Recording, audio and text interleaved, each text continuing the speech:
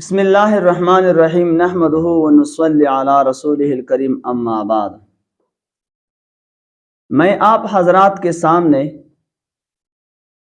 نماز کے جتنے ارکان ہیں ہم اس کے فضائل آپ کو سناتے ہیں کہ ہم نماز پڑھتے ہیں اور نماز پڑھنے کی کتنا فضیلت ہیں۔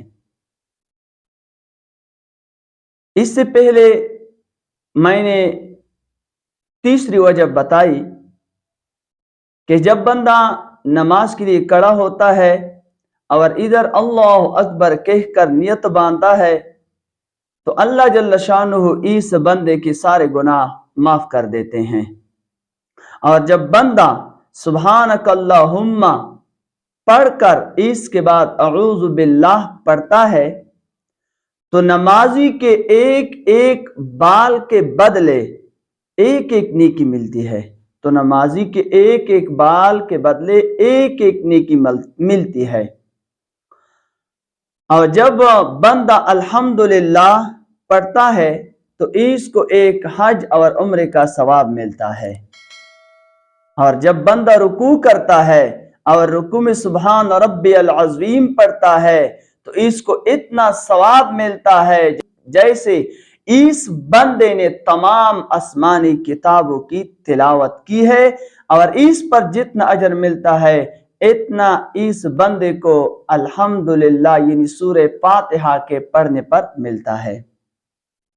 اور جب بندہ سمع اللہ لمن حمدہ کہتا ہے تو اللہ جل شانہ اس بندے کو نظر رحمت سے دیکھتا ہے، اور جب اللہ جل شانہ ہم کو نظر رحمت سے دیکھا کرے تو ہماری کامیابی میں اور کون سی خلل واقع ہوگی۔ اس لیے ہمیں چاہیے کہ نماز کو اچھی طریقے سے پڑھا کرے۔ اور جب بندہ سجدہ کرتا ہے تمام جنات اور انسانوں کی تعداد کے موافق ثواب ملتا ہے۔ اور جب بندہ سجدہ میں سبحان ربی العظیم پڑھتا ہے تو ایک غلام آزاد کرنے کا ثواب ملتا ہے۔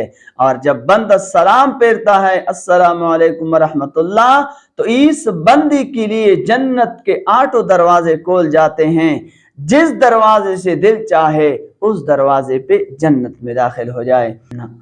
اس لیے ہمیں چاہیے کہ ہم بھی نماز کو اچھی طریقے سے پڑھا کریں، کیونکہ نمازی کو اللہ جل شانہ بہت اجر سے نوازتا ہے، بہت سی اجر سے نوازتا ہے۔ اللہ جل شانہ ہمیں اس پر عمل کرنے کی توفیق عطا فرمائے۔ جزاکم اللہ خیرہ۔